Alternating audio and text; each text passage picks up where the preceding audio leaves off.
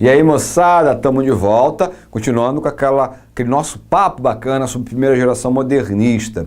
E agora eu vou falar, a gente viu o momento histórico, viu algumas características e os manifestos, né? O do Pau-Brasil, o Verde-Amarelismo, a Escola da Anta, o movimento regional, né, regionalista e, sobretudo, o antropófago, que nós fechamos com ele. Agora eu retomo com os principais autores, né? Eu enumerei os três que são realmente que a gente percebe mais em vestibulares, em provas de Enem. Então, que é o Mário de Andrade, principalmente na prosa, o Oswald de Andrade, também meio prosa e poesia também, tá?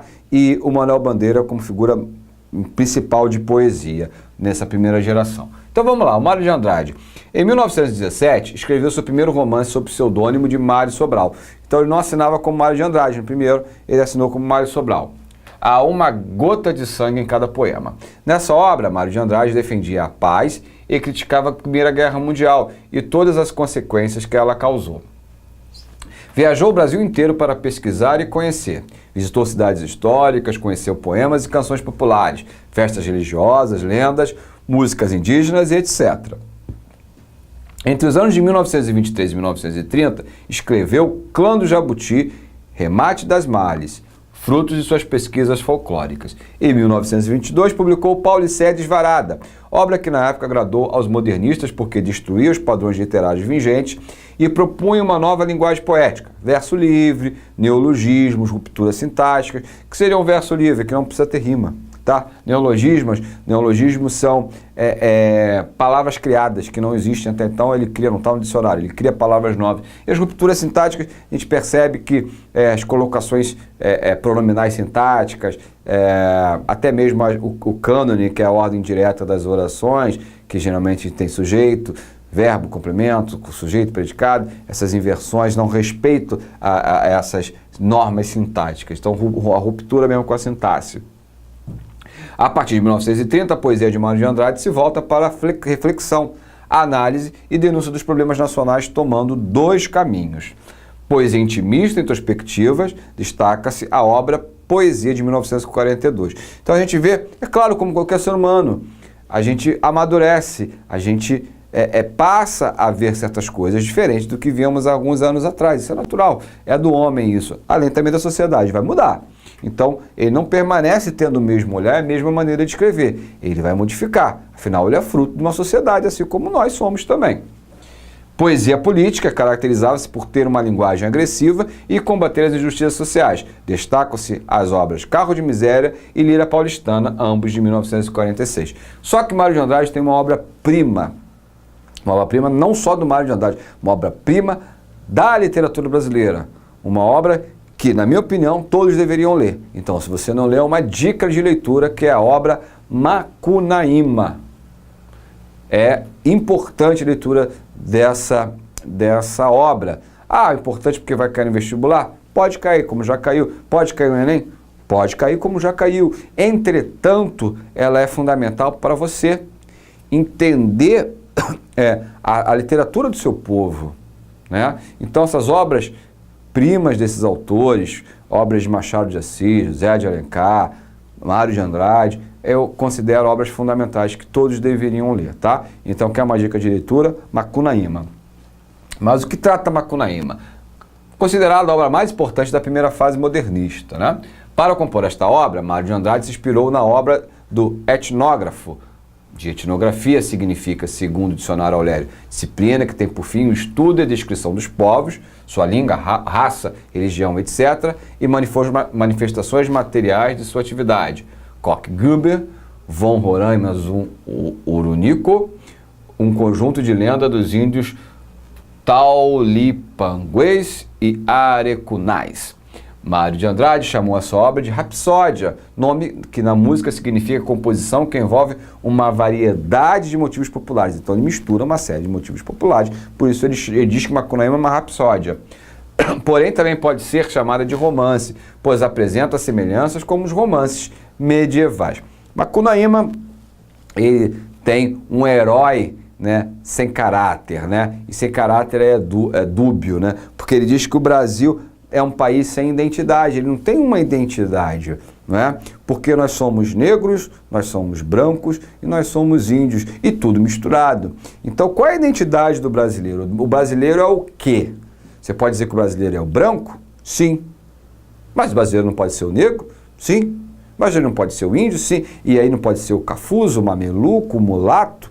Enfim, é uma mistura, é uma pluralidade étnica muito grande. Então, ele faz isso no Macunaíma de uma maneira magistral, toda através de lendas, de fantasias, de questões folclóricas. Então, é um livro riquíssimo. Então, quais as características da obra Macunaíma? Vocábulos indígenas e africanos, né? O vocabulário, ele traz isso mesmo. Ele vai trazer o português, a língua portuguesa, que vai, claro, a nossa língua mãe. Então, você tem a língua portuguesa europeia, não é? Vem da Europa, e as marcas na língua portuguesa trazidas pela África, a língua portuguesa falada no Brasil, dos africanos e dos indígenas. As gírias, obviamente, os provérbios populares, os ditados populares, modismos, anedotas da história brasileira, o erotismo também, que é presente dentro dessa obra, o surrealismo, e aí é óbvio que a gente viu, e se você não viu, dá uma olhadinha lá nas vanguardas europeias, características das vanguardas. Obviamente que estão num período de modernismo em que as vanguardas têm uma influência grande, daí o surrealismo presente. O fantástico se confunde com o real, então a todo instante ele faz o fantástico e traz para o real, então você fica, caramba, isso aqui é fantástico, isso aqui não pode existir, mas ele traz para a realidade, ele tenta fazer essa mistura, então você acaba se confundindo. As superstições, também superstições nossas, e os aspectos da vida urbana e rural do Brasil. Ele traz os dois aspectos, ele não fica só, Macunaíma é uma obra ruralista, não. O Macunaíma é uma obra urbana, não. Ela é as duas coisas, ele traz elementos tanto do rural quanto do urbano.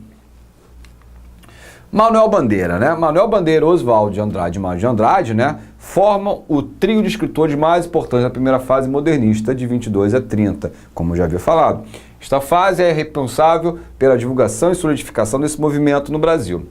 Manuel Carneiro de Souza Filho nasceu em 19 de abril de 1886, em Pernambuco, e depois mudou-se para o Rio de Janeiro com sua família. Queria ser arquiteto, porém, a tuberculose não permitiu. Passou por vários lugares para se tratar, dentre eles a Suíça. Lá conheceu o escritor Paul Eluard, que estava internado na mesma clínica. Numa de suas conversas com Eluard, Manuel Bandeira ficou sabendo sobre as inovações artísticas que aconteciam na Europa e as possibilidades do verso livre na poesia, possibilidade de escrever sem rima, né? Poesia sem rima. Aliás, hoje, Bandeira é considerado o mestre do verso livre no Brasil. Então, o grande mestre, a gente fala em poesia de verso livre, a gente tem que lembrar de Bandeira, ele é referência nesse aspecto. Observação, o verso livre não segue regras estabelecidas, o escritor tem seus próprios critérios. O verso livre não tem métrica, né? A gente lembrar de algumas aulas e lembrar da maneira que se escrevia antigamente, os sonetos, que eram tantas estrofes com tantos versos, as métricas, que cada verso tinha um determinado número de sílabas poéticas, decassílabo, heptassílabo, enfim. E as rimas, né, intercaladas, empoladas, enfim. Nesse caso, o verso livre é esse que não tem compromisso com essas medidas, com rimas ou coisas afins. Então, o Manuel Bandeira é o grande mestre nisso. E com a questão da tuberculose, vou trazer marcas na poesia dele muito importantes. Ele perde uma irmã muito cedo também, a qual ele amava. Ele passa parte da vida dele dentro de um sanatório, apesar de ter tuberculose. Então você imagina que é o sanatório onde ficam pessoas que têm problemas mentais também. Então ele se misturava com o problema da tuberculose, com problemas de doença dele, com pessoas que tinham problemas mentais, esquizofrenia e outras doenças graves mentais. Então, imagine o quanto ele sofreu também. Então, Manuel Bandeira descobriu a poesia enquanto estava doente e longe da vida agitada da maioria dos jovens.